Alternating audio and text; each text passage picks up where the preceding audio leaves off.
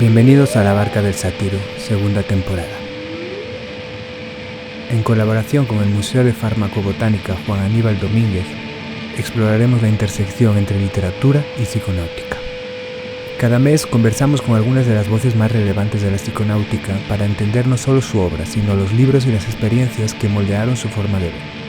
Abrimos esta temporada con Constantino Manuel Torres, uno de los pioneros en el estudio de la etnobotánica precolombina.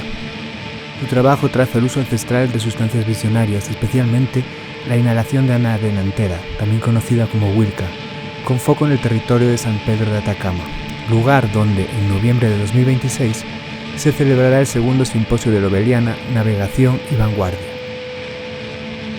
Un encuentro dedicado a la psiconáutica como fenómeno actual e histórico, sus prácticas, metodologías y proyecciones contemporáneas.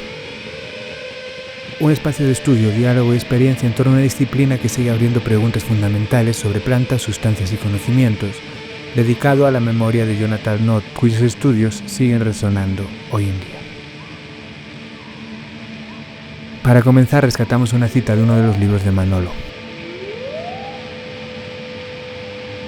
Uno podría preguntarse qué aspectos del chamanismo podrían aplicarse a nuestra vida actual en las grandes ciudades, con comunicación inmediata, con la posibilidad de recuperar instantáneamente todo tipo de información y la oportunidad de moverse a través del planeta en unas pocas horas.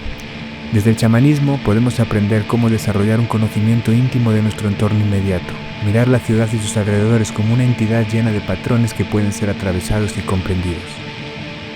Tal conocimiento del medio ambiente urbano trae consigo y demuestra la interconexión de todos los elementos que lo componen. Las culturas indígenas de todo el mundo, a lo largo de siglos, han desarrollado inteligentemente conceptos de lo que es apropiado para ellos y su entorno en un momento dado. Entonces deberíamos indagar en nuestras tradiciones globales qué estrategia seguir para determinar qué es apropiado para nuestro tiempo y lugar, y no la simple imitación de las culturas indígenas. Las tecnologías chamánicas pueden contribuir a responder estas preguntas sobre nuestra propia cultura. Okay, si un indígena del Baupés se toma una poción de ayahuasca, eso es como de su lugar, es como de su lugar, tú sabes, esa planta ha crecido ahí, la tradición se ha generado a través de generaciones para crear esta bebida propia para esa gente. Entonces yo me pienso, bueno, ¿y cuál es la mía? Y para no ser este nuevo colonialismo, ¿no? De que vamos allá y extraemos estas cosas y las, ¿sabes? Es como un colonialismo más o menos. Entonces yo me pregunto, ¿qué es mío, no? Y mucha gente, mi respuesta para mí es cuestiones sintéticas. Yo creo que mío, si yo fuera a decir qué droga pertenece a mi generación, yo diría que es el LSD, ya que es algo inventados en nuestra cultura, para nuestra cultura, sin hacer ningún tipo de presión en el mundo vegetal. Tú sabes, como para tomar ayahuasca hay que cortar tanto bejuco y tanta hoja que sí, lo mismo para tomar San Pedro, hay que tomar grandes partes de la planta. Y yo no estoy nada en contra de eso, a mí me gustan esas dos drogas. No creo, pero yo creo que pienso que es lo apropiado para nuestra cultura y hacer menor impacto en otras culturas. Entonces yo digo, bueno, las cosas sintéticas, aunque siempre la gente dice, no, pero eso no es orgánico. Pero yo siempre me recuerdo algo que yo he mencionado anteriormente, en conversación con Sasha Shulgin, y una persona le pregunta, tú sabes, estas drogas que tú haces no son naturales. Y Sasha le dice, mire, una planta hace un alcaloide y ese alcaloide es natural. Y yo soy un organismo vivo, como la planta, y yo hago un alcaloide y ese alcaloide es natural. Y yo creo que tiene ahí, este es como un argumento irrebatible, tú sabes. No hay modo de decirle que su cuestión no es tan orgánica como la otra cosa que creció en una planta. Mucha gente está en desacuerdo con eso, por supuesto, pero para mí es como lo más apropiado. ¿Qué es mío? Es la pregunta que yo siempre me hago, ¿no? Claro, en ese sentido, con lo natural y lo artificial, también está lo que Jonathan especulaba harto, ¿te acuerdas? Que decía que probablemente todo lo artificial se termina encontrando en la naturaleza algún día, Algún día, ¿no? sí, lo mío. El DMT, por ejemplo, lo encontraron en este químico canadiense en el año 35 y después, no sé cuándo, después que fue este boliviano eh, que, que descubre, analizando anadenantera, descubre la presencia del DMT por primera vez, un boliviano, se me acuerdo su nombre, en los años 40. Y ahí entonces surge y ahí entonces DMT en todas partes. El otro día encontraron, no me recuerdo bien de la cuestión, encontraron LSD en algún hongo o un moho o en algún fúngico. Encontraron la presencia de LSD. No sé qué bueno estará esa información que tengo, no me recuerdo, pero yo creo que es posible, que es posible, ¿no? Eh, También volviendo a esa cita del principio, a mí me hizo pensar, ¿no? Como muchas veces nos disfrazamos de indígena cuando en realidad ser indígena no es nada más que tener una relación con tu entorno, ¿no? No, no hay que salir de él. Todos somos indígenas de alguna parte. Sí, yo estaba viendo, estaba viendo hace un par de días una instalación para una artista Sami, Lapona. Y ella es una indígena de Finlandia, pero ella es blanquísima. Claro. O sea, no, o sea, es una indígena, una nativa de Finlandia, haciendo las cosas apropiadas para ella, en su cultura. Y fue una presentación fantástica. Pero yo creo, yo con la mujer de un amigo que era de Finlandia, un día tomando una sustancia en mi casa, yo la miraba a ella y decía, pero si ella es una india, es una indígena, tú sabes, y eso me pareció como un descubrimiento, ¿no? Sí. Vaya, para mí eso de dónde, con quién y cuándo me parecen las preguntas que siempre tiene que hacerse para variar el resultado de cualquier respuesta. Mm. Mm. Claro, esa misma conclusión se puede llevar también a la literatura de alguna manera, que el cuándo como que lo hace anacrónico, porque uno Sí, dice, ¿con quién voy a conversar? Voy a conversar con este libro que fue escrito hace sí, 200 años, por ejemplo, sí. y ahí el tiempo se distorsiona. Sí, pues, en ese sentido, y tomando como la línea que nos convoca en esta segunda temporada del podcast, que vamos a hablar de literatura, vamos a hablar de los libros que han cambiado las vidas de muchos de nosotros. En Oh, este caso, los que más te han influenciado a ti, desde, desde lo que recuerdas. sí. Bueno, y también uno se puede dar cuenta, en el cine sobre todo me pasa, que yo veo una película que me gustó hace tiempo y la vuelvo a ver hoy día ¿cómo me puede haber gustado esta película? ¿Tú sabes? Eso, Ujú. eso me sucede bastante. ¿Tú sabes? ¿Cómo se me ocurre esto? Esto es una porquería. ¿Tú sabes? Sí, y me pasa con películas que son generalmente que no son malas, sino es que mi mundo ha cambiado, bueno, y el mundo exterior ha cambiado. Eso me pasó cuando fui a ver esta película el año pasado en Marienbad, que Ya. siendo, yo vi, digo, "Ay, pero qué cosa tan melodramática y ridícula esta película". Bueno, Ujú.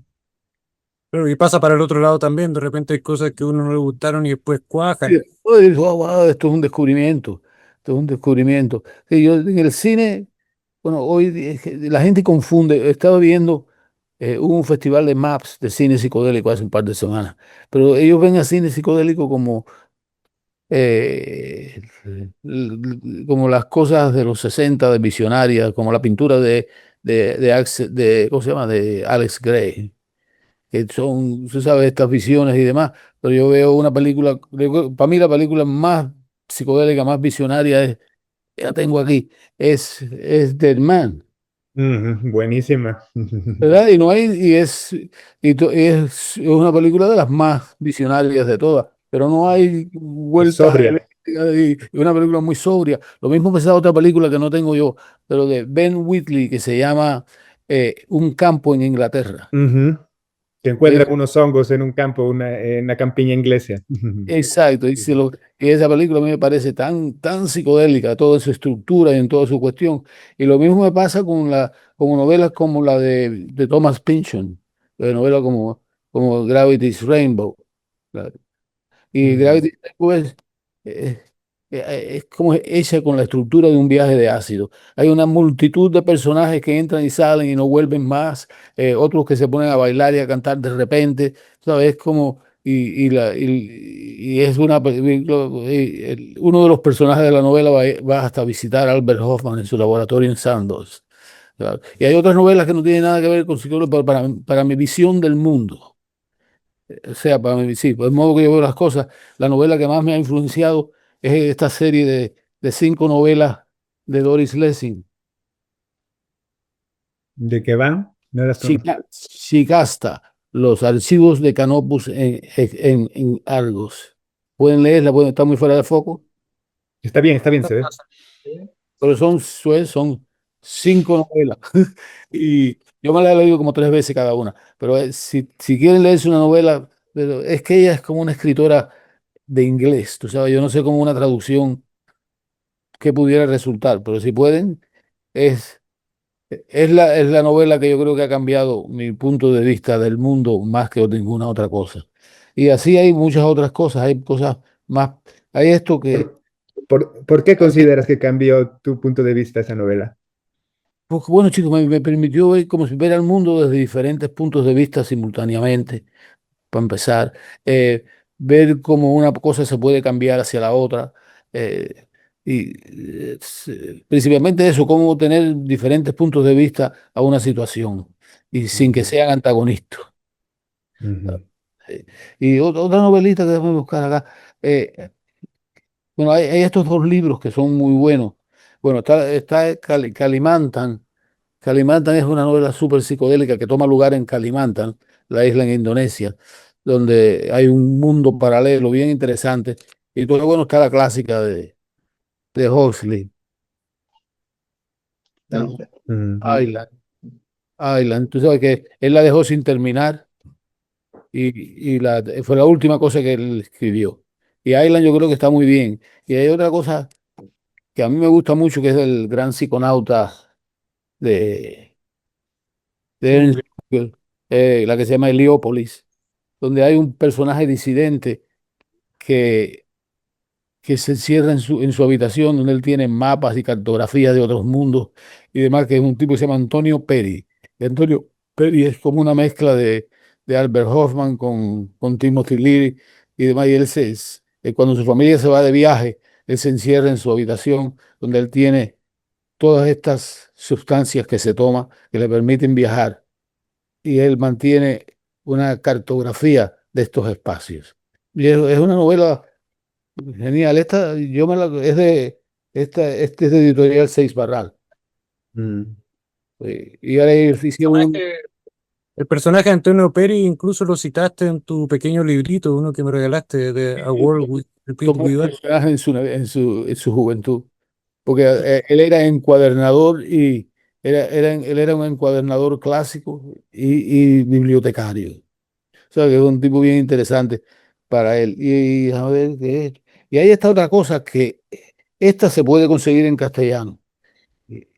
Escribir no sobre drogas, escribir en. Y ella ahí hace como una historia muy buena, Sadie Plant, está muy bien. ¿Conocen ustedes la librería Muscaria? Ujú. La librería en línea, ellos yo vi que ahí la tienen. Y también está esta otra, que yo no sé, esto no sé si está en castellano, The Road of Excess. Esto fue una tesis doctorada en literatura en Harvard. Mm. Y está muy Claro, bien. citando a Blake, el nombre. ¿Eh?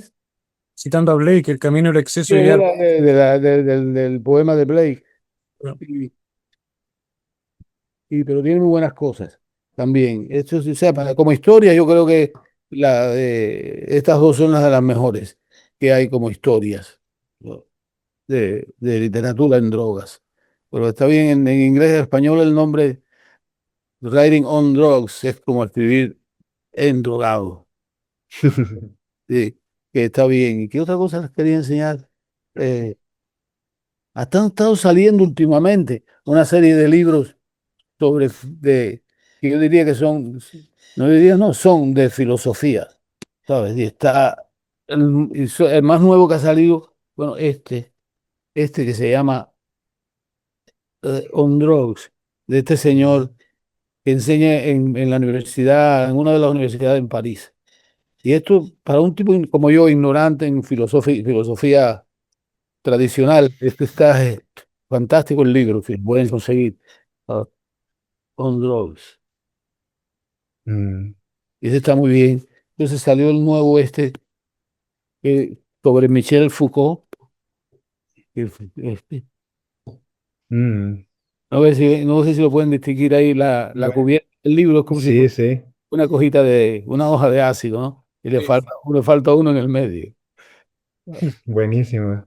Y está muy bueno, pues la historia tiene como una historia, un backstory de esto. Foucault vino como profesor invitado a una universidad en norte de California las personas que lo invitaron a venir a dar curso se lo llevaron a Death Valley y le compartieron un viaje de LSD con Foucault.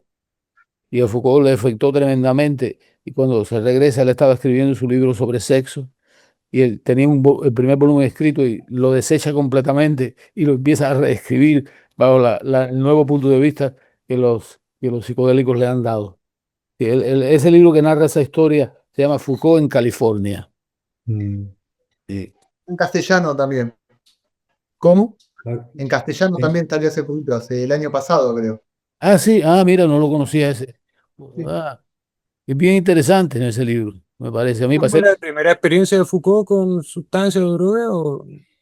fue una buena experiencia para él, hasta desechó su libro y escribió uno nuevo. No, pregunto si fue la primera o ya tenía experiencia antes o no sé. Yo no estoy seguro, creo que fue primera. Sí, Perdón, creo que sí, el libro dice que fue primera. fue primera, ¿no? Entonces esta lo hacen, esta otra. Usted acaba de salir hace alrededor de Navidad, porque Donna me lo regaló por regalo de Navidad. Y entonces salió este otro libro, que es una antología con varios escritores, Mm, filósofos en psychedelics, que tiene una serie de cosas interesantes ahí, pero nada más que me he leído un par de ellas. Eh, y está, bueno, estoy enseñando cosas recientes. Bueno, salió la biografía de Terence, que es mm, Strange Attractor. Está bien, pero tú sabes, es simplemente una biografía. No, mm. y que no está mal, tú sabes. Y Ese es el autor que tenía también el de DMT, Escuela en el Hiperespacio, ¿no? Graham. exacto, mismo autor. Graham Sañón, claro, mucha gente sale y son muy amigos de Terence. Y eran gente que conocían Mm, a Terence muy tangencionalmente, pero como ahora es importante, Terence era mi amigo y demás. ¿Tú sabes? Y la gente cerca de él, de verdad, como Kat, su esposa, la contactaron porque iban a hacer una película sobre Terence, con Jim Carrey como Terence. Y ella se enojó y le dijo que no, que de ninguna manera hacía una película. Y le dijo que bueno, no, y no se hizo la película. ¿Sabes? pues era un buen casting, yo creo. Podría ser, Sí, bueno. podría ser. Y entonces, hablando de cosas personales que me influencia a mí. Bueno, aparte, cuando yo tomo mi primera sustancia, la primera pregunta que me hago es ¿qué es lo que está pasando? ¿Sabes? Esto, que yo creo que es la pregunta que se hace todo el mundo. Y entonces ahí fue a mí lo que me interesó. Eso me llevó a interesarme, porque yo estaba en la universidad en ese momento haciendo una licenciatura en Historia del Arte, pero mi concentración era arte moderno y sobre todo en Marcel Duchamp. Y entonces yo me tomo esto y además de esto, conozco a Donna, mi mujer, que su madre es colombiana. Y ella me dice, ¿por qué no nos vamos a Colombia? Esto es en el año 72. Y entonces partimos para Colombia y vamos a San Agustín. No sé si han oído ustedes nunca. Es un sitio arqueológico en el sur de Colombia que se llama San Agustín, donde hay muchas cantidades de esculturas de piedra monumentales, cosas de 2 metros y demás. Y ahí yo veo que las estatuas tienen portando aquí frente al pecho unos instrumentos. Y me intriga, ¿no? Y entonces voy a buscarlo. No sé qué será. Ups, me perdí. No, pero estamos escuchando todo bien. Sí. Perfecto. Entonces yo me pregunto, y ahí es donde yo descubro para mí la parafernalia para inhalar. Y entonces el libro primero que hay en esos tiempos es este libro publicado en Gotemburgo, de Etnologiska Studie, en la serie Un título es este título, ¿no? Ujú. Escrito por Henry Bazin. Entonces yo me pongo de corresponsal con Bazin y él siempre me ayudó mucho. Y cuando yo termino mi disertación para el doctorado, yo voy a Gotemburgo a llevarle una copia porque quería ver el museo que hay en Gotemburgo, ¿no? Y yo se la entrego a él y él se lo lleva y al otro día me dice, ¿quieres publicarlo acá en Ethnological Studies? Era algo yo que como estudiante lo veía, wow, fantástico. Y entonces ahí, así, de gratis, ¿no? Me resultó, el tipo me invitó a publicarlo y yo pues, ahí se lo dije como, ¿sabes qué pregunta esa? Claro, te voy a decir que sí, ¿no? Y, y entonces ahí salió, ese fue el primer libro que yo publiqué, que fue mi doctorado. Ah, mira, aquí lo tiene el Leo. Tú tienes tremenda biblioteca. Este lo pedí prestado al Museo Etnográfico igual. Sí, yo creo que está agotado ya. Dificilísimo en cuanto hermoso. Sí, sí, me aceptaron toda esa cantidad de fotos y demás. Y después el otro libro que, bueno, que influenció a todo el mundo en mi generación completa es el de este libro. Porque ahí fue donde yo oigo por primera vez sobre San Pedro de Atacama y habla sobre cómo Lepage se estaba excavando tantas cosas de parafernalias de inhalar y demás. Y ahí fue donde yo dije, bueno, hay que irse para allá, ¿no? Y era en plena dictadura, eh, donde mi acento cubano atraía mucho la atención de los carabineros. Y hasta en San Pedro a mí me arrestaron 3 veces, me llevaron, me sentaban ahí en la tenencia, me preguntaba, ¿qué hace usted aquí? Pero pero nunca nada, era desagradable suficiente que te arresten, pero nunca me dijeron nada, no me dieron golpes, ni me hicieron nada, tú sabes. Solo por ser cubano, sí, en el fondo no había razón, era sospecha. Era claro, por eso. Porque me decía mucho, ¿qué haces aquí? ¿No te das cuenta que esto es un puesto de frontera y de pronto nos llega un cubano? Oye, yo no voy a venir si yo fuera a hacer algo. Yo tenía mis niños que eran 5 y 3 años. Yo dije, ¿tú crees que si estuviera haciendo un trabajo así me hubiera traído a mis niñitos pequeños? Mi hija tenía 5 años, ¿no? Dice, sí, algo así, y mi hijo tenía 3, que era. Y San Pedro en aquellos tiempos no es el San Pedro que ustedes conocen, es una cosa súper lejana y demás, ¿tú sabes? Pero bueno, fue parte de la aventura. Pero bueno, este libro es una historia curiosa. Este libro es publicado por el gobierno federal y es el Instituto Nacional de Salud. Y ellos convocan a una conferencia cerrada. Y ahí se presenta toda esta cantidad de trabajo, que para aquellos tiempos era todo una gran novedad. Y este libro costaba, creo que $7, $8. Este libro. Entonces, ahora, que ya no existe, ¿no? Pero la gente de Synergetic Press, eh, ellos han publicado, o sea, entonces, bueno, para continuar la historia y no irme para otro lado, Dennis McKenna, este libro también fue una gran influencia para él. Era lo único que había en realidad y él hizo una conferencia después eh, como para un homenaje a esta original. Y entonces, ya ahora ya ha hecho 3. Entonces, ya el primero, el libro salió republicado, así. Ujú. Claro. Una caja con 2 libros. Uno, Con las Estaba yo en explicaciones. Inglaterra cuando hicieron esa conferencia. No fui, pero lo conozco. Creo que van a hacer otra ahora, ¿no? sí, en mayo. En mayo es la próxima. Todavía no la han anunciado mucho, pero en mayo va a ser la próxima. En otro lugar en Inglaterra. Es cerca de Londres. Y Ujú. la caja tiene ilustraciones de Donna. Eso, La caja de ilustraciones de Donna. Mm. Entonces, y después ahora te muestro el tercer volumen. Entonces salieron, reeditaron el original del 67. Y entonces es hecho una copia facsímile del original. Pero lo pusieron por adentro, que es bonito, también pinturas de Don así en la Mm. parte de Precioso. adentro. Que quedó muy bien, tú sabes. Y este es el volumen mismo, en el 67. Y Mm. después sale el volumen 2 el de la conferencia de 2017, por eso se llama ESPD 50, 50 años después, ¿no? 50 años después.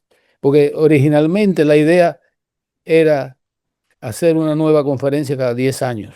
Pero entonces entró el presidente Reagan y su mujer con la guerra contra las drogas, y más nunca ese segundo volumen que estaba supuesto a salir en el 60, eh, en el 77, nunca sucedió. Entonces Tennessee hizo este, que es el ESPD 50, y entonces ahora hace unos días, un mes o algo, acaba de salir el tercer volumen,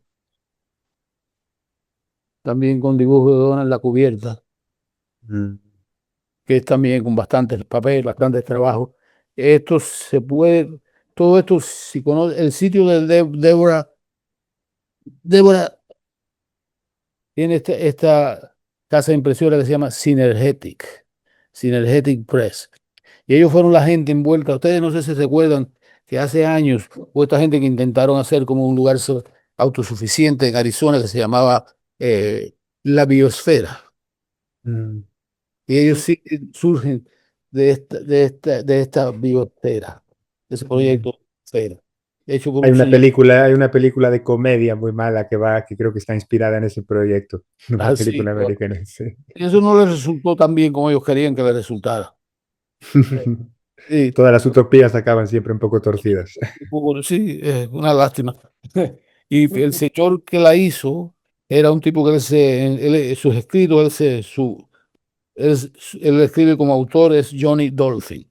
Y Johnny Dolphin, lo que tiene es que Johnny Dolphin ha tomado Alzheimer, y porque él era un gran motivador de estas cosas. Yo no sé su nombre real. Sí. Pero estas cosas así como novedades, pero esto yo se lo aconsejo si lo pueden comprar. Yo le llevé una copia al Museo Chileno a la biblioteca del Museo Chileno de Arte Precolombino. Así que ellos ahí tienen una copia de estos primeros dos. La tercera acaba de salir y es muy caro enviar esto por correo. ¿Sabes? Te sale más que el libro. Sí. Los primeros dos vienen como en una edición especial en una caja, el tercero viene separado. Pero ya viene solo. Fernando, te consulto. O ¿Cómo? sea, vos llegás a esta temática, a los enteógenos, a las plantas enteogénicas, a través del arte, ¿no? De alguna manera. A través del arte y mi experiencia personal, Ajá. y a través del arte. Y a través del arte y del chamanismo, ¿no? Por ejemplo, ahora acabo de conseguirme, hay esto clásico bueno, el de arte, el clásico es esto que bien destrozado que yo tengo acá, que es algo que yo creo que el primer libro sobre arte psicodélico que salió. eh, Mm. Ah, directo. es de Masters and Johnson. Y esto es viejito, esto es ya, no sé de cuándo es, pero del año 68. 68. Entonces, aparte de esto, otra cosa que salieron en esos años, hay una revista que ya no existe que se llama Arts Canada. Y Arts Canada publicó este volumen.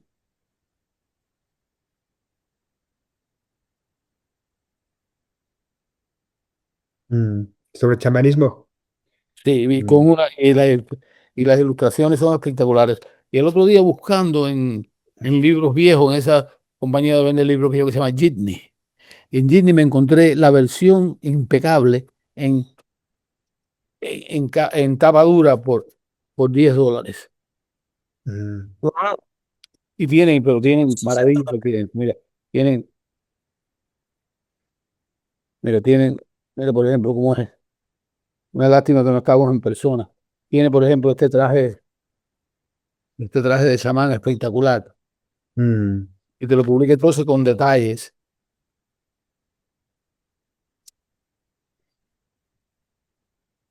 Mm. Ah, señor. No,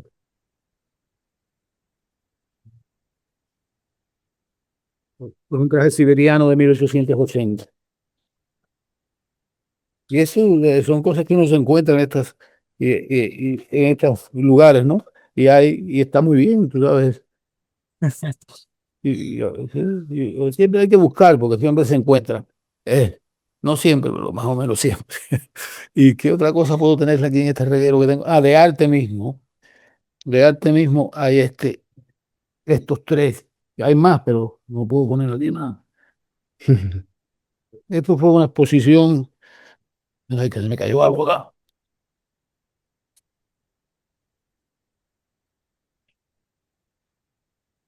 Este libro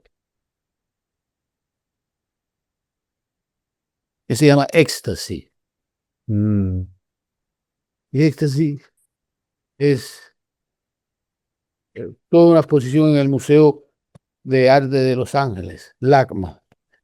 O sea, Ecstasy,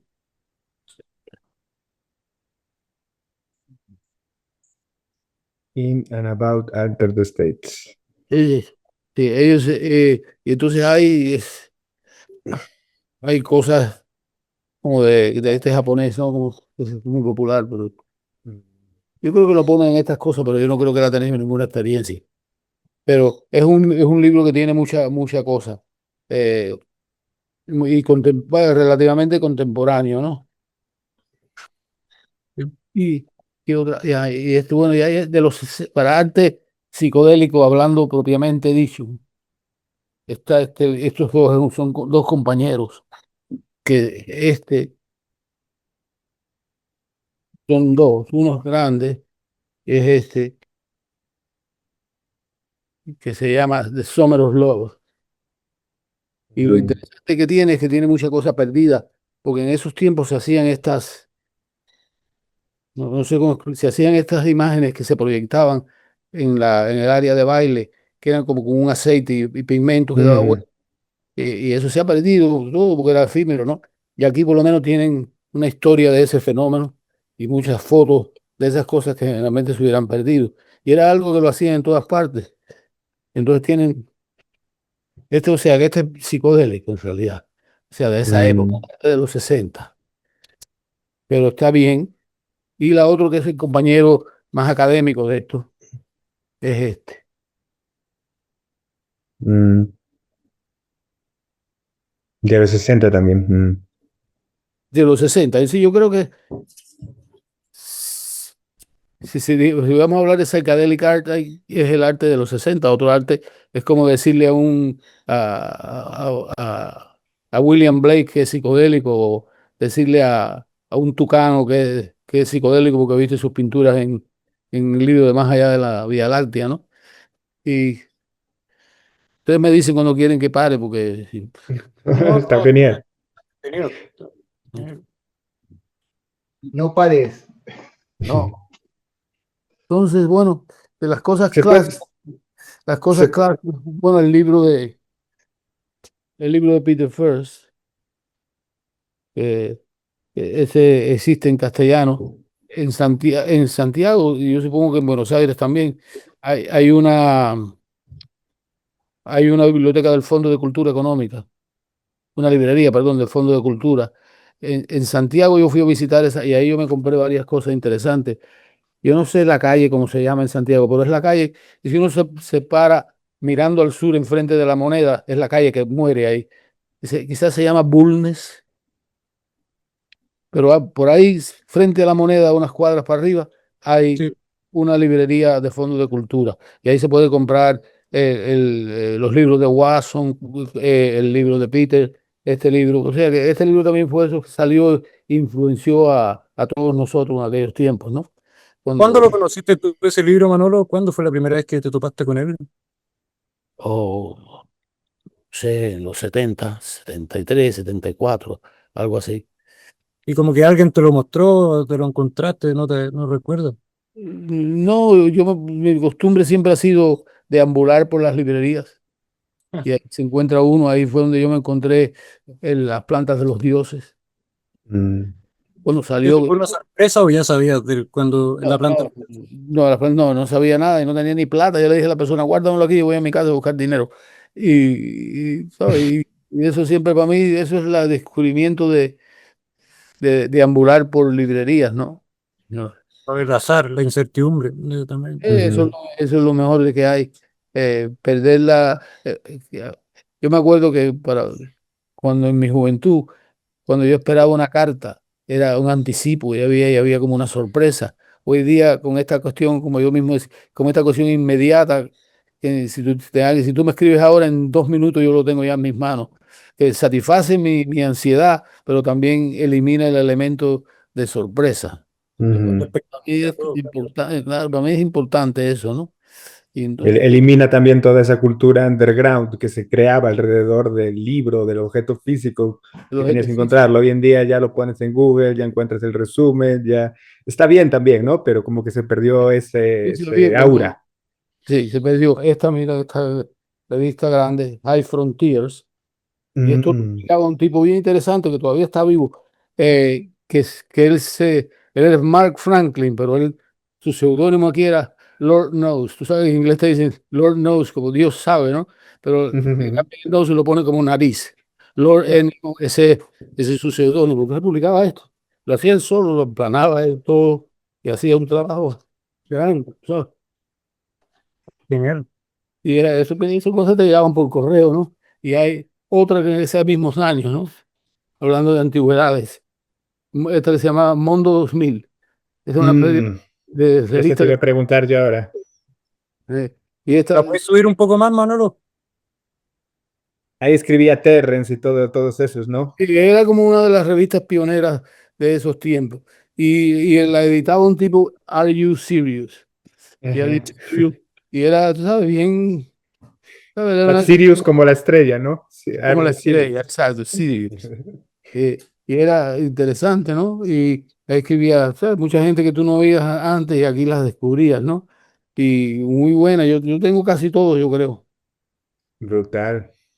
Y, Manolo, y te consulto, viste que hablabas recién de que te sorprendiste al encontrar Planta de los Dioses, por ejemplo, de y- Schultes y de Huffman, y de Fresh of Pod ¿sabes? De Peter Fett. ¿Qué sentiste cuando los conociste, interactuaste con ellos e incluso escribiste artículos, por ejemplo, con Schultes? sí, bueno, y con Peter, a nosotros nos resulta esas cosas de la vida que son extrañas que suceden. Yo estoy dando una charla sobre Tiwanaku en Granada. Y es organizada por este señor Joaquín Muñoz del Instituto Nacional de Arqueología e Historia, de la INA. Y después de mi charla, él viene y me dice, ¿quieres organizar una conferencia sobre este tema, alucinógeno, en México? Y le digo, claro, pero yo no hay ninguna plata, como tú haces, no te preocupes por eso. Tú invitas a la gente y yo me encargo de la cuestión de logística.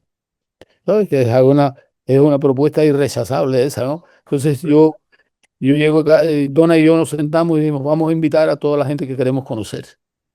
Y efectivamente invitamos a Peter First, a Sasha Ian Shulgin, a Antonio Escotado, eh, Chema Ferigla, y Jonathan fue también, pues, ¿no? a Jonathan, ahí fue donde yo conocí a Jonathan.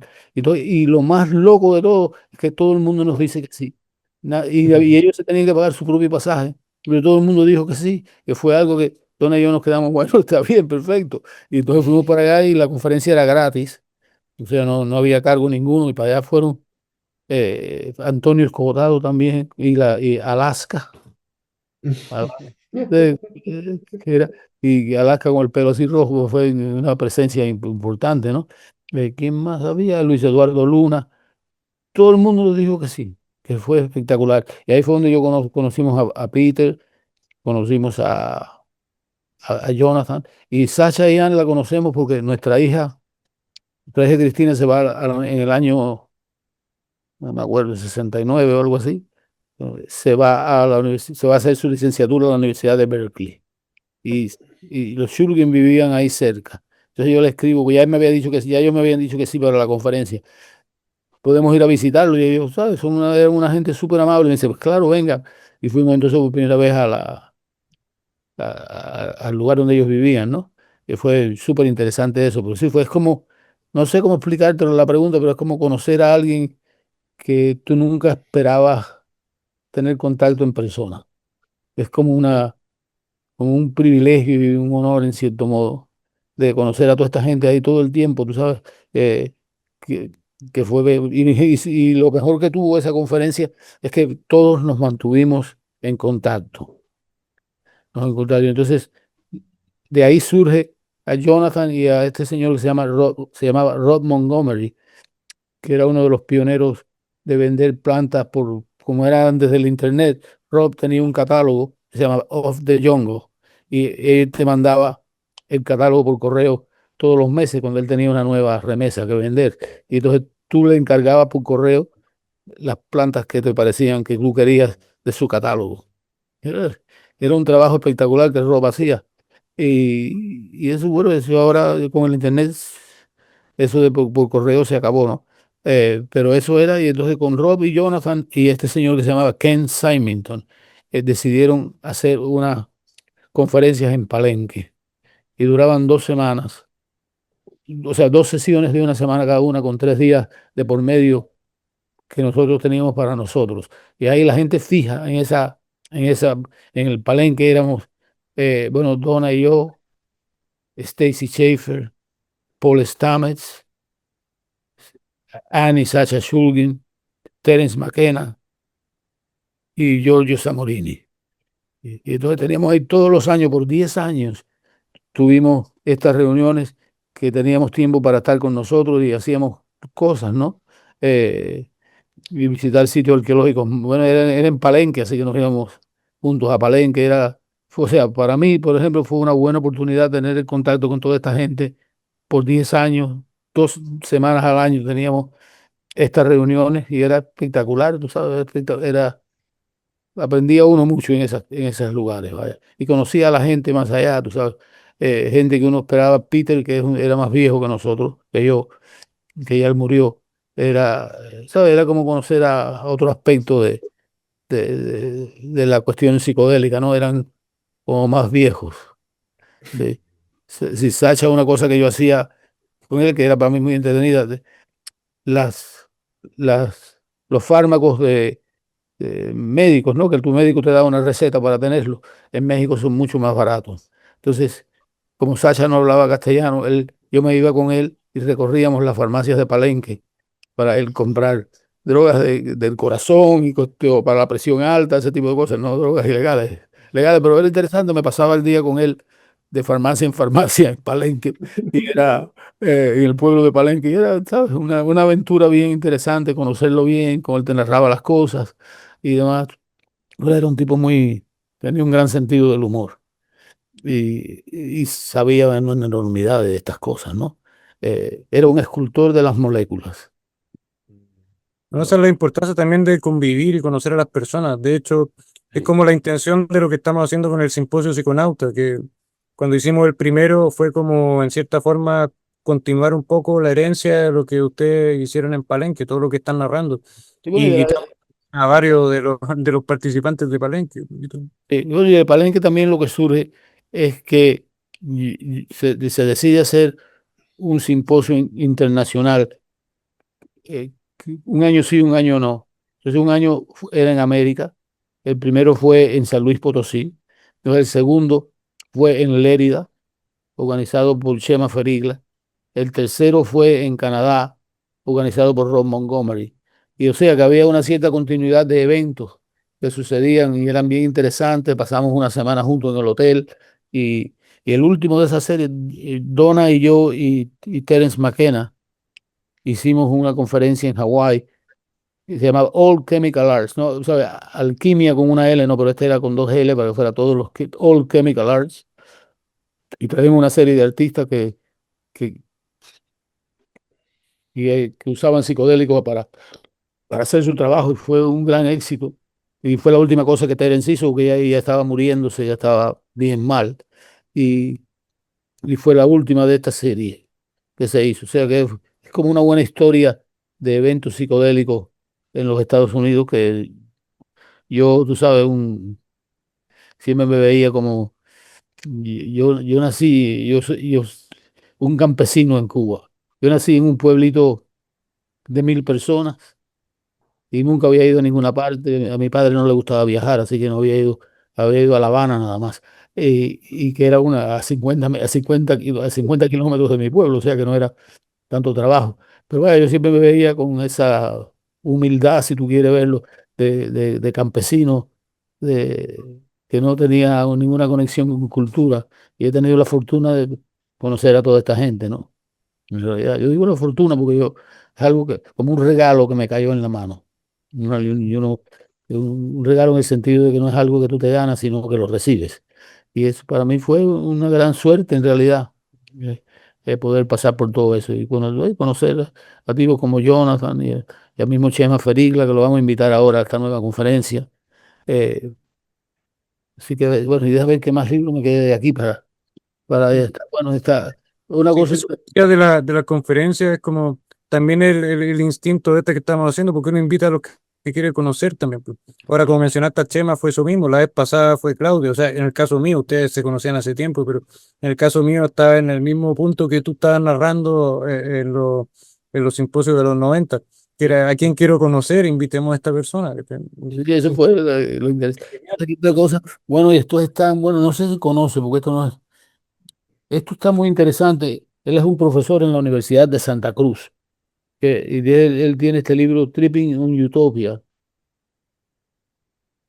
que si ustedes conocen el trabajo de Margaret Mead, la antropóloga que hizo mucho trabajo en las islas del Pacífico, y ella era la compañera de Gregory Bateson. Gregory Bateson era uno de los pioneros de uso del LSD en Estados Unidos de los 50, y Margaret Mead, que te la dan a leer en todos los cursos de antropología en Estados Unidos, ella participó en estas actividades bien fuertes con este señor Bateson, y este libro está interesante en ese sentido.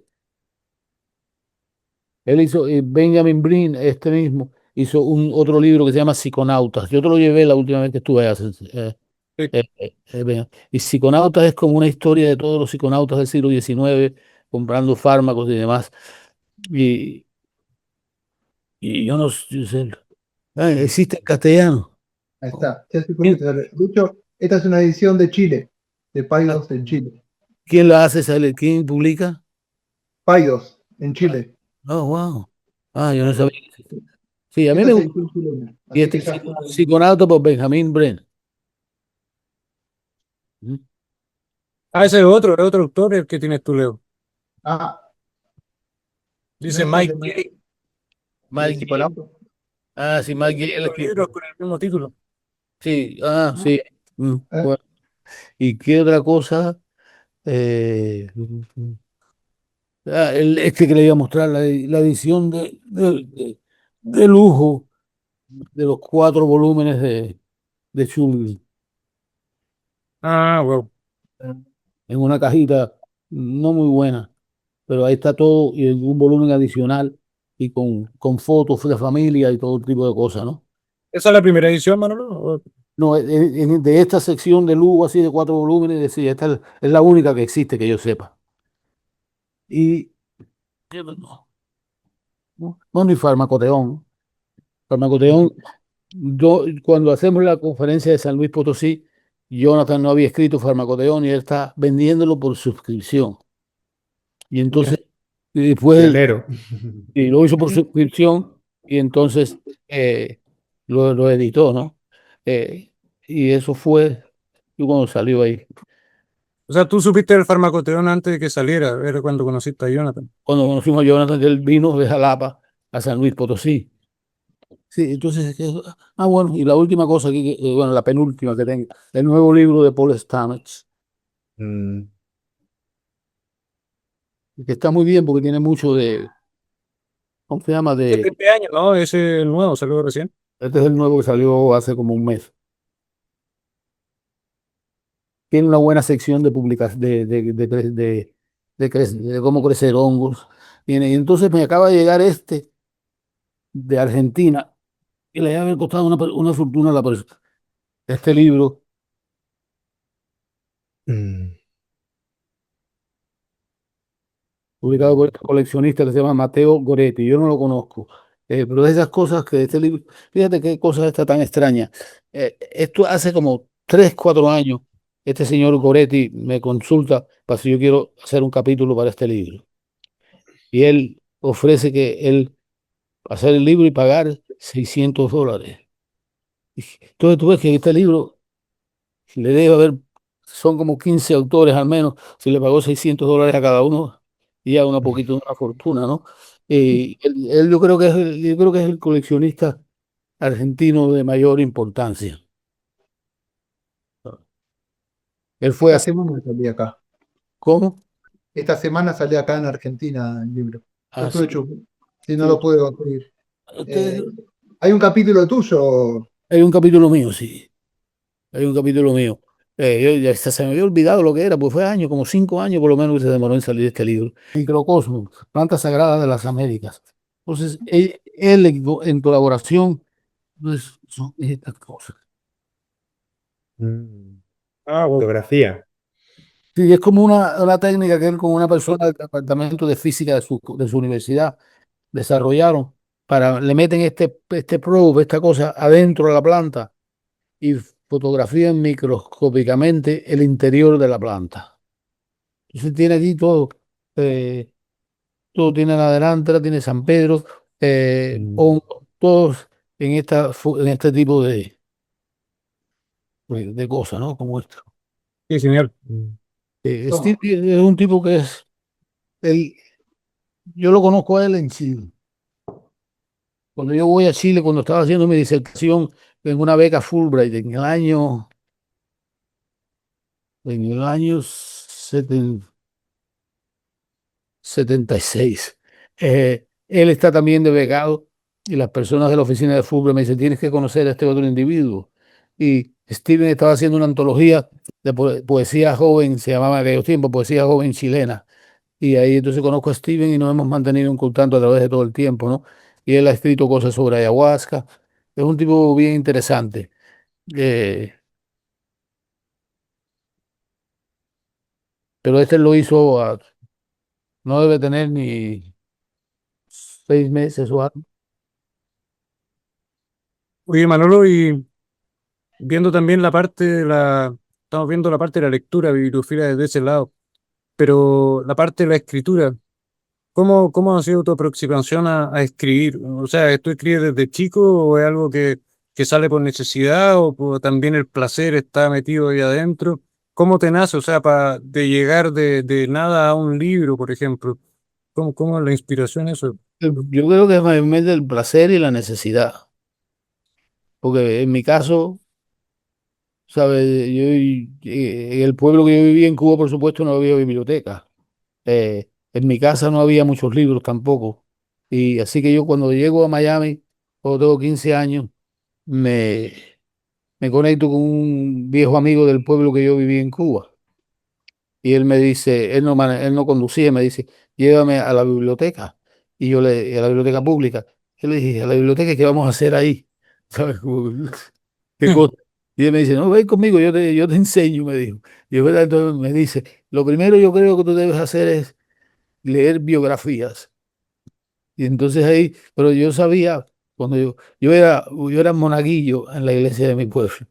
Y un día, cuando al comienzo de la revolución en Cuba, visitaron Cuba Sartre y Simón de Beauvoir.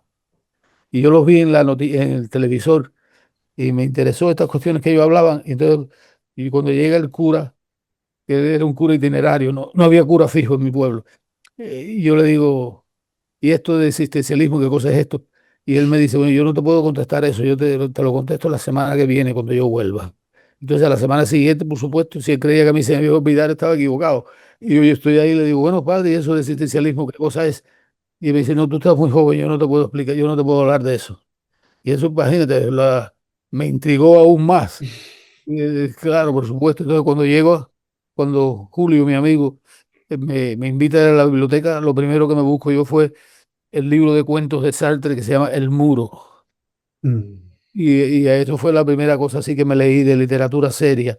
Porque en Cuba cuando yo era niño yo me leía cositas de Marcial La Fuente Estefanía. Yo no sé si ustedes conocen esto, pero eran pequeñas novelas baratas sobre cowboys y ese tipo de cosas, ¿no? Y Marcial La Fuente Estefanía. Y ahí entonces, esa es la única, sí que lo que me motivó más fue, bueno, la respuesta del cura de decirme esto no es para ti, que por supuesto eso hizo que yo lo deseara aún más. Y después entonces mi amigo Julio, que desafortunadamente él perdió su cabeza, y que me introdujo al mundo de la lectura. Y de ahí entonces, de ahí surge mi bibliofilia, con esta cuestión, ¿sabes? Y ahí empecé a comprar libros y éramos un grupo de amigos que nos interesaba esto y todas las semanas íbamos en la noche a la biblioteca pública del centro de la ciudad en Miami, que no era una biblioteca buena, tú sabes, no una cosa extraordinaria, pero era una biblioteca buena que tenía buenas cosas, tenía revistas, recibía revistas de cine como Sight and Sound, todas cosas de ese tipo. Y eso entonces ahí me aficioné a los libros tuve la suerte de cuando llego a Miami de conocer a un grupo de otros como yo, que estábamos interesados en los libros, que estábamos interesados en el arte, estábamos interesados en leer. Yo creo que eso también fue una buena fortuna para mí, porque quién sabe que quién pudiera alguno conocer, ¿no? Y eso me salió bien, así que fue para mí el proceso de emigrar, que mucha gente se lamenta tanto, dejé mi patria, lo que fuera. Pues para mí el proceso de emigrar fue un gran beneficio. Entonces, este pueblo que yo vivía en Cuba, ¿sabes? No era nada del otro mundo, para no sentirme patriótico. Y, y ahí llegar a Miami me abrió las puertas de un nuevo mundo. Sabes que Miami en esos tiempos no era nada roto, pero entonces ahí empecé a viajar, empecé a ir a Puerto Rico, a España, a Suecia y a Chile. Y así fue como mi interés en los libros se lo debo a este amigo Julio, cuando yo digo que perdió la cabeza, la perdió de verdad. Él se consideraba poeta y escritor de zarzuelas. ¿Sabe lo que son zarzuelas, no? Como estas operetas. Escritor de zarzuelas, pero estaba completamente ido. Y un día se le ocurre escribirle al presidente, a la oficina del presidente de los Estados Unidos, diciéndole que, mire, yo he estado escribiendo mi poesía por tantos años aquí en los Estados Unidos. Y eso yo creo que por eso ustedes me deben X cantidad de plata. No me acuerdo cuánto él pedía por sus años de ser poeta. Y entonces, si no me dan esto, amenazó al presidente. Y al otro día tenía a la policía, al FBI en su casa. Y lo arrestaron y se fue a un hospital de locos en North Carolina, ¿te imaginas? Y ahí estuvo como la mayor parte de su vida de adulto. Pucha. Y ¿sabes? Sí, así fue su... Interesante acto poético de sus cartas, o sea, la amenaza sobraba, pero Sí, por eso digo, no pensaba bien. Y entonces, pero también le escribió no solo, él era un tipo inteligente, le escribió a todos los presidentes de Estados Unidos que estaban vivos, haciéndole la misma pregunta. Y ahí, bueno, nunca salió de la cárcel y ahora y lo amenazó a todos, entonces. lo amenazó a todos y ahora está en un lugar de ancianos decrépitos, vamos a decir. Evidentemente les dio miedo la carta que le escribió. Sí, claro, ¿no? Y cuando llegaron a la casa de él, que el FBI llegó, él había destrozado su casa. La mesa del comedor la tenía en pedazos en el piso y el refrigerador estaba apuñalado. Y así que digo, "Ese está loco de verdad". Y que efectivamente lo era. Desde niño él era el niño extraño del pueblo. Y era mi mejor amigo, ¿no? Eh, sí, ¿Y conservaste algún poema de él, este amigo? sí, sí, yo tengo algún libro de él que me dejó que debe estar por ahí, ¿no? Mm. Era- por eso decía, lo interesante también de emigrar era de que aquí uno conocía a mucha gente que estaba en el proceso de emigración también. Entonces yo conocí, por ejemplo, una pareja que me enseñaron cómo uno podía vivir como artista, tú sabes. Ellos, él era un español de La Mancha que se llama Luis Molina, un tipo de teatro, y su mujer una cubana, Norma Acevedo, que vivían arte, tú sabes, ellos no, todo lo que hacían tenía que ver con arte, ellos se ganaban la vida en esto, o sea, entonces me enseñaron posibilidades de no trabajar en trabajos normales, bueno, para mí fue importante, ¿no? Eh, pero eso, Y Manolo, por eh, eso llegamos a tu licenciatura en artes, de alguna manera. ¿cómo llegué ahí yo? Claro. A mí- ¿Qué te a- influenció para llegar, no? Ahí. nosotros yo tenía amigos que estábamos todos en arte y visitábamos, de adolescentes, visitábamos los museos locales y demás. Pero como para llegar a ser entrar a la universidad, yo iba caminando un día en la universidad sin saber qué carrera iba a seguir. Y escucho que la gente que está hablando al frente mío eran estudiantes de historia del arte. Y ahí mismo fue como una revelación. Wow, eso existe. No que existiera el Mm. arte, sino que existía, que pudiera yo ir a estudiar a la Universidad de Historia del Arte. Y averigüé y ahí fue donde fui. Y primero yo empecé con arte moderno, con Duchamp y los surrealistas y los Dada, era lo que me gustaba. Hasta que Donna me llevó a Colombia y fuimos a San Agustín y se me reveló este otro mundo. Y a la misma vez que se me revela ese mundo, se me revela el mundo de los alucinógenos, ¿no? Yo creo que Muchas gracias por su atención. Yo la he pasado bien. A mí me gusta hablar de libros, así que debería estar hablando Mm. bastante rato de esto. Y de cine acaba de salir la nueva película de Jim Jarmusch, Padre, Madre, Hermano y Hermana. La vi hace un par de noches y es fantástica. Tom Waits haciendo del padre de la familia y Mm. hace un trabajo genial, genial. Y si Mm. no han visto Dead Man, se la recomiendo enormemente que la vean. Mm. interesante eso que cuando mencionaste las referentes de películas psicodélicas, que era Deadman y A Feeling in England, ambas son en blanco y negro, o sea, es como lo contrario a lo Mm. que se esperaría, ¿cachai? Ambas son en blanco y negro, sí. Sí, sí, son Sí, películas seriamente psicodélicas. O sea, sí, Mm. no hay que decir, realmente, que es sí, lo que hablábamos siempre cuando comentas desde el arte, que hay artistas que quieren recrear la experiencia y otros artistas que se basan en la experiencia para llegar al arte. Mm. sí, Sí, decían que la experiencia, el arte de ellos te provoca a pensar. No, claro. Mm. que me interese a mí de lo que tú viste, como si me sabes, está bien, perfecto para ti, pero no quiere decir nada para mí si eso no me hace algo, si no me hace pensar, si no me hace motivarme a hacer cosas, ¿no? Que Mm. yo creo que es el verdadero arte, ¿no? Ahí está este relato de Derrida, el filósofo francés, que se llama El tiempo y el rey. Y entonces empieza con esta carta, empieza con que hay un señor que le dice a la mujer eh, del rey, que se llama Madame de Maintenon.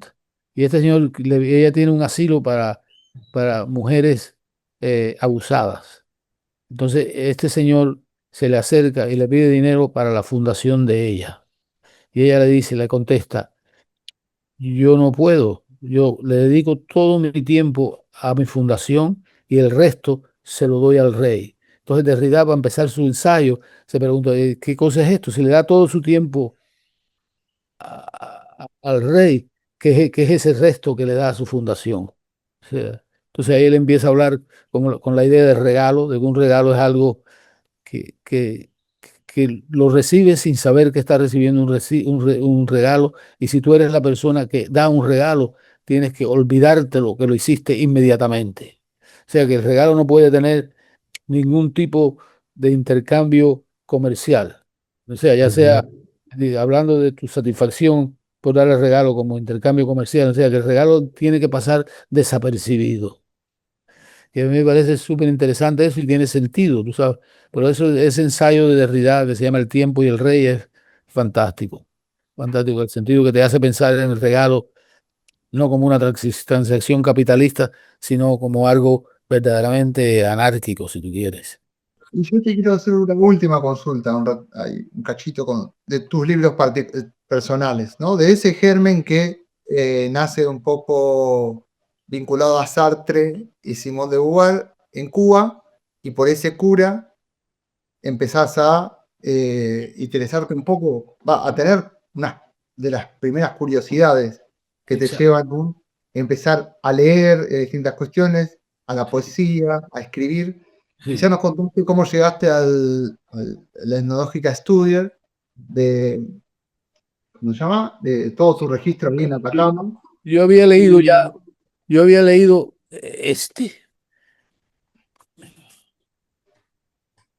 es el 28, este es el 37 el tuyo. este es el 28.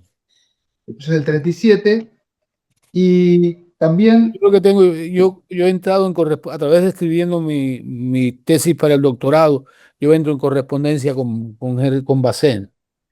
Y entonces Yo voy a Gotemburgo porque quiero ver el museo y quiero las cosas del sitio arqueológico de Bolivia que se llama Niño Corín.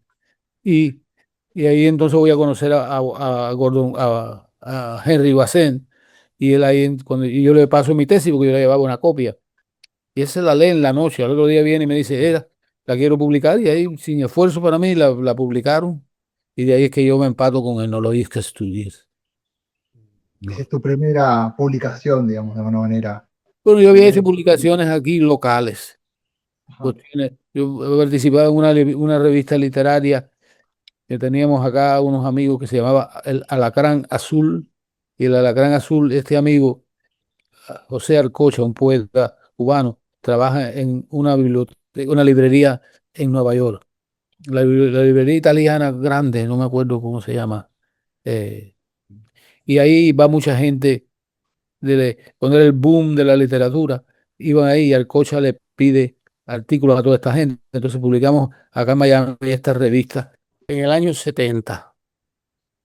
Se hace esta revista que se llama El Alacrán Azul. Está bonita.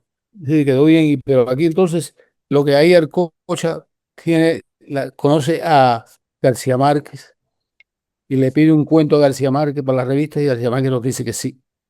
Y entonces aquí es- nos da un capítulo que nos incluyó en Cien años de soledad, que se llama Blacamán el Bueno, vendedor de milagros.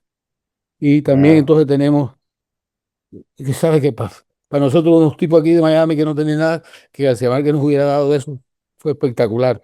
Entonces también otras cosas. Él aquí también había un joven de la nueva ola mexicana que se llamaba Gustavo Sainz, él nos da un cuento, eh, y muchas otras gente así, eh, se publica esta revista, va bien. Cabrera Infante, no sé si ustedes nunca, Guillermo Cabrera Infante es un novelista cubano que publica una novela que lo hace famoso en esa época del boom, que se llama Tres Tristes Tigres. Y nos da un cuento, pues. Esto y entonces publicamos 2 volúmenes de esta otra, que es los únicos que existen.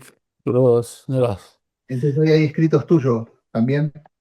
Ahí entonces hay un cuento mío en una y una crítica de cine de la película de John Cassavetes en el otro.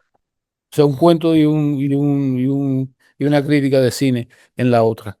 Y esas son las primeras cosas que yo publico. El de esta, ¿no? ¿Ves? Vamos a ver si yo hago.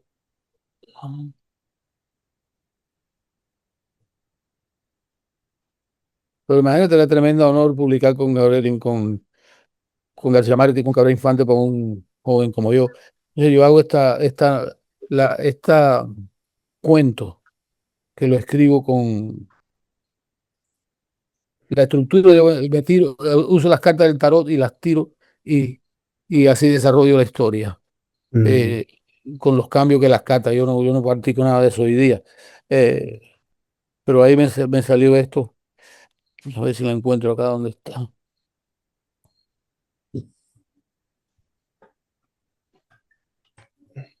Pero vaya, estas son cosas raras que salen, que esto yo me imagino que no se puede encontrar en ninguna parte. ¿No? Eh, pero vaya, para mí fue interesante, yo con 19 años, publicar en semejante cosa fue mi primera cosa y eso me estimula a continuar, ¿no? Y el editor de esto, mi amigo Fernando Palenzuela, un poeta surrealista cubano, bien interesante, que, ¿sabes? Sí fue una buena influencia en mi vida en estas cuestiones de escribir literaria. Siempre me decía, tienes que hacerlo, y fue interesante, ¿no? Pero ahí sí, esa fue mi primera publicación, fue en este lugar. Estos mundos mágicos, de esta cuestión eh, del arte que te lleva también a estudiar toda esta cuestión de las iconografías, tanto allá en Colombia como en Chile, Sí. eh, te llevan también a la delantera, al Seville o a Ahí, Nueva York, ahí me lleva el Seville. Y nosotros, por ejemplo, yo a través de las vueltas me doy cuenta que existen en el Chaco, cerca de un pequeño pueblo que se llama, Tartagal es más grande, he oído de Tartagal, y al lado de Tartagal hay un pueblo que se llama General Moscone. Y en General Mosconi es extraño. Tú lo ves en Google Earth, está diseñado con una mandala, con estrellas de 5 puntos y demás. Y ahí yo estamos sentados ya que nos tenemos que ir en la plaza de Tartagal y viene un cura caminando y se nos ocurre, este cura tiene que saber si queda un chamán vivo, que use adelante aquí. Y yo le pregunto, digo, mira, que estamos en busca de esto. Y él me dice, sí, hay un chamancito, me dice, en frente a General Mosconi. Llégate a verlo. Y nos mandamos para allá, yo y Donna y Cristian Raj. Y, y el señor Fortunato nos recibe bastante bien sin saber castellano, así que bastante bien para lo demás. Nos invita a su casa y nos saca toda su parafernalia, cómo él la usa. Vaya, fue una experiencia. Entonces volvimos al otro día y después, unos meses más tarde, volvimos otra vez a verlo. Pero así fue como encontramos y él nos mostró todas sus cosas. Vaya, fue de esas cosas que nos mandamos, era con esta persona, bueno, que fue Cristian, Donna y yo, y también el, el- el director del Museo de San Pedro de Atacama, un señor que se llama Agustín Llagostera. Es una de esas gente que son el extremo de la generosidad. Nos dice, vamos en mi auto para allá, y nos fuimos entonces en el auto de él, cruzamos ahí los Andes por el Paso de Jama, llegamos a Pumamarca y para conocer a Alicia Fernández Distel, que es la que hace las excavaciones en Inca Cueva, donde se descubre las pipas esas de hueso que hay en el Museo de Buenos Aires. No sé si lo has visto tú, Leo. Sí, sí, sí. Y ahí paramos para conocer a Alicia y, y nos la encontramos, ¿no? Nos recibió muy bien. Y de ahí entonces seguimos a Tartagal, que está al fin del mundo de Argentina, ya en la frontera. Eso es un poco en tu publicación también sobre la Ana Delantera. Es Sí, interesante porque vos pudiste hacer ese recorrido tanto entre los Andes y Chaco, ¿no? Dos lugares donde el Seville, Vilca, o demostró ese recorrido, sobre todo en Sudamérica, gran parte de Argentina y Chile, donde esta planta es tan importante, ¿no? Y dos culturas tan distantes como las chaqueñas, como los huichí o los chorotes, y también las atacaminas, ¿no? La zona de Atacama. sí. Eh, Bueno, fuimos la semana pasada. Fuimos a Puerto Rico a una reunión psicodélica de este amigo que él estuvo en Conguillío, que se llama Rey, es un viejo amigo nuestro, y fuimos a Puerto Rico y ahí había la nadenantra peregrina, y en un sitio taíno que se llama Tibes, que estaba lleno de anadenantras en la antigüedad porque hay los residuos arqueológicos que quedan. Y aparentemente los taínos se trajeron a la nadenantra con ella en sus migraciones por las islas de las Antillas Menores, subiendo hasta Puerto Rico. Y ellos trajeron el yopo del área del Orinoco. Interesante también que ahí colaborando con el Museo de Chile, participaste en todo lo que es esta exposición taíno, ¿no? También. Sí, hace tiempo ya de eso, ¿no? Porque ¿sabes? La gente del precolombino eran una gente muy, no sé cómo decirte, pero el señor que era director, Carlos Aldunate, es una gran persona yo llego a Chile la primera vez en el año 82 y el museo acaba de ser fundado y conozco a Carlos y Carlos nos brinda una amistad de esa estupenda. No puedo decir uno de esos tipos que son fuera de serie. Y Carlos ahí me muestra, nos introduce al mundo chileno de estas cuestiones. Nos presenta a Lautaro Núñez, a Francisco Gallardo, no sé si conoce al Pancho. Francisco Gallardo es un tipo bien interesante. Y ahí conozco a todo una arqueología alternativa. O sea, fue de esas cosas que yo veo en mi vida, de momentos de suerte que uno tiene. Llegaste ahí en el momento correcto y te conoces con la gente correcta y en el momento apropiado. Esas cosas donde todo conjuga, tú sabes.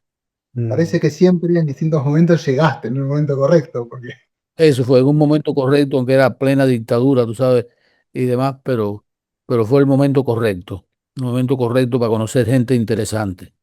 y con eso llegaste también al chamanismo, o también otra colaboración con el Museo de Arte Precolombino ahí en Chile, de hace Sí, poquito, de hace unos sí, años.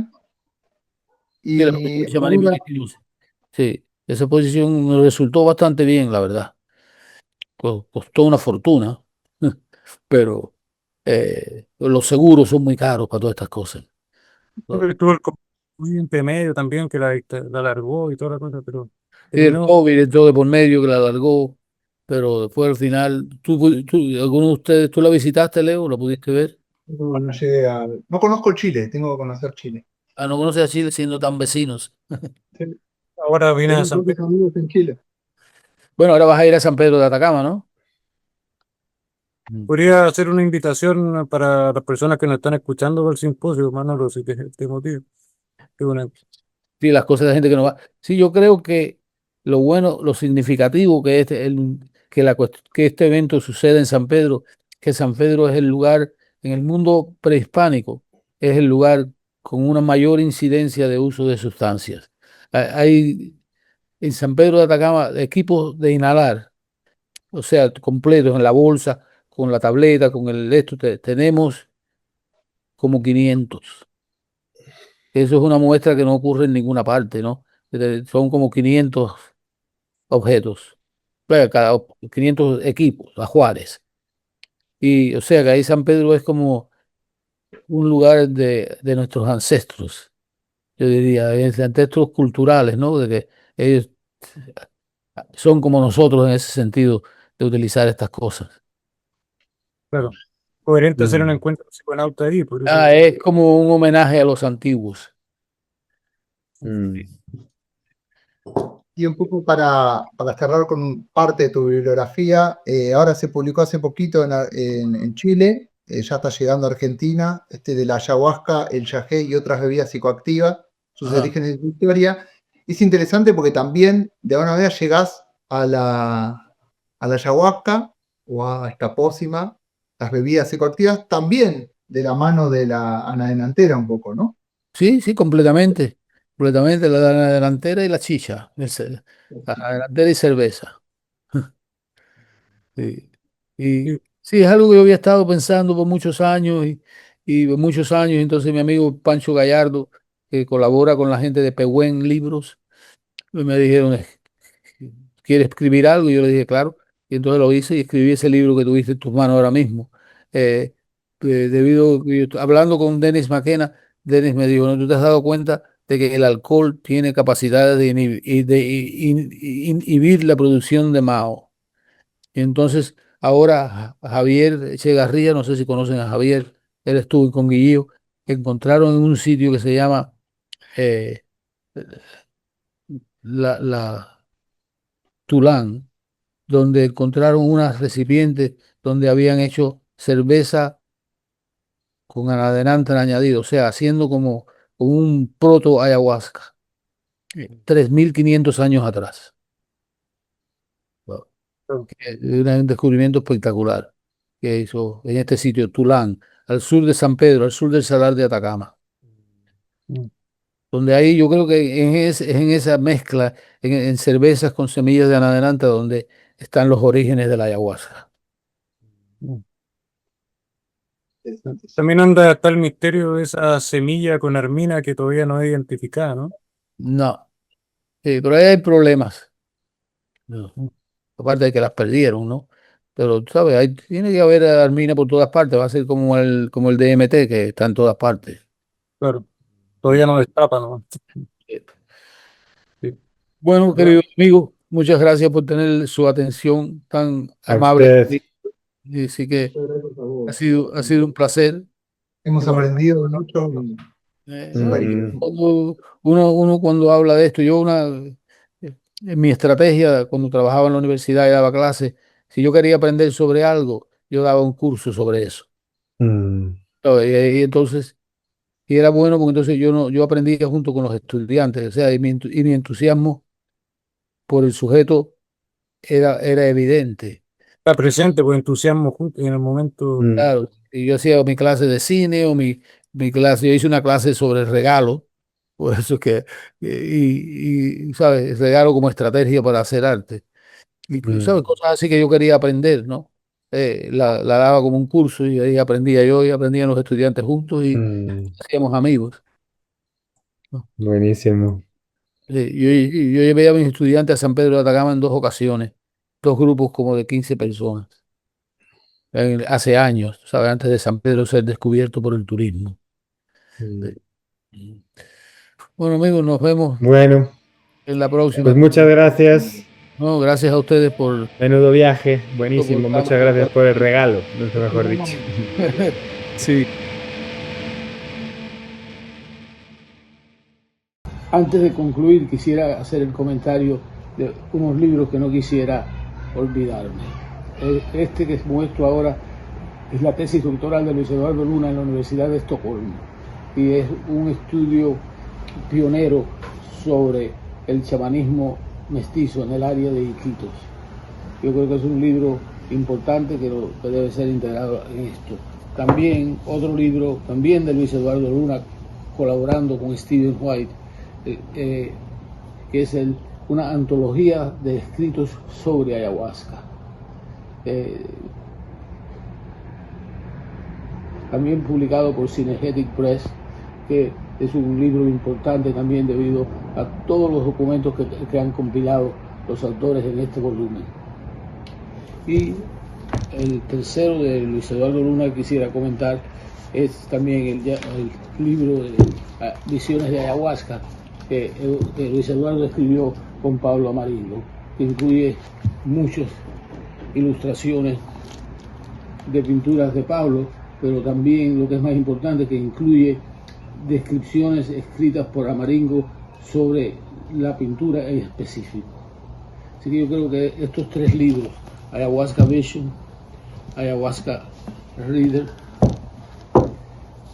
y Vegetalismo, son importantes para el estudio de la ayahuasca. Entonces, aparte de eso, yo creo que debemos considerar la revista Integration, editada por Germain de Vries, que se publicaron unos 7 o 8 volúmenes, en que por ejemplo, es un número especial dedicado a los hongos, y cada uno tenía un tema específico.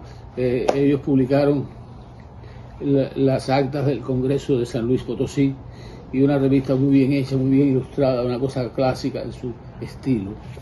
Y después eso fue proseguido por la revista que Giorgio Samorini editó por varios años, Eleusis, que también es una revista de gran importancia debido a la variedad de artículos que publica y la seriedad y el rigor con que lo hace. Por ejemplo, aquí tengo 2 a mano.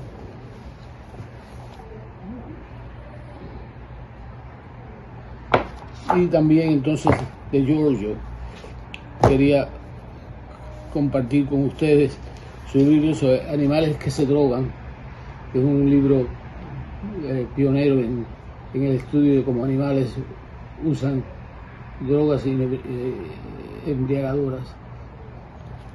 Y otro libro de Giorgio, que es una consideración del rol que juegan los alucinógenos en los mitos. Es mayormente mitos amazónicos, pero es un trabajo importante de Giorgio, que Giorgio, que es más importante también que él ha hecho, pero no tengo nada a mano, es su trabajo sobre la religión Bwiti de Gabón y Camerún. Y para terminar ya con esto, quisiera mostrarles Jonathan Ott, ahí poco antes de su muerte, empezó a hacer un trabajo gigante, editando 11 libros, reeditando algunos que ya él había hecho y creando otros nuevos. Hasta ahora solo ha sido publicada este estuche, que tiene 2 libros encuadernados en cuero por el gran encuadernador mexicano, íntimo amigo de Jonathan, Leonardo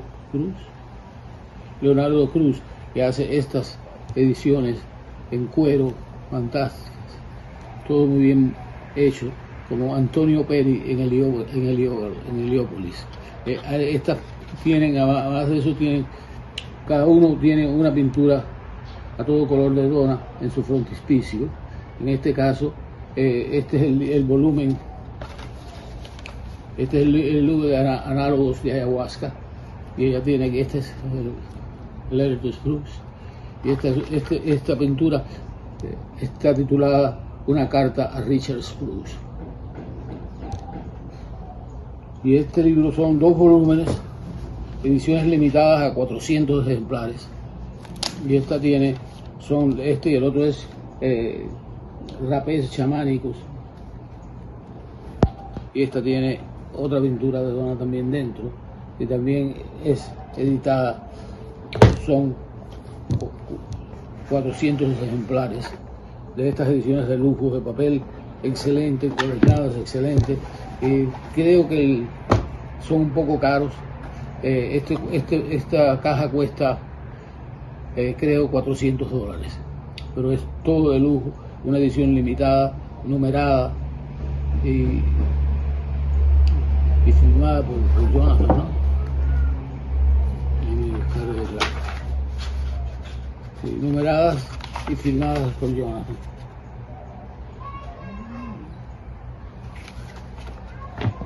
Y lo que yo creo que tienen en común todos estos libros es que los autores tienen un gran conocimiento multidisciplinario de este fenómeno. O sea, no son personas que solamente se consultan las referencias que son inmediatas a su trabajo, sino que son trabajos multidisciplinarios. Y en ese sentido yo creo que todo investigador que se considera que está haciendo una contribución importante tiene que tener una cultura multidisciplinaria. Y entonces, nada, la última cosa que quisiera también, como yo hablé de películas al comienzo de esta charla, yo creo que hay una película muy importante que no debemos olvidar, es la película de Wim Wenders que se llama Hasta el fin del mundo, que narra esta odisea a través del mundo de este señor con una cámara que graba la química de la percepción. Entonces la persona que se pone este aparato tiene la experiencia emocional que la persona que está siendo filmada, si se le puede llamar así. Es una película fenomenal, dura 4 horas, pero yo creo que merece muy bien verla. ¿Okay? Hasta el fin del mundo, Until the End of the World, por Wim Wenders. Ok, muchas gracias.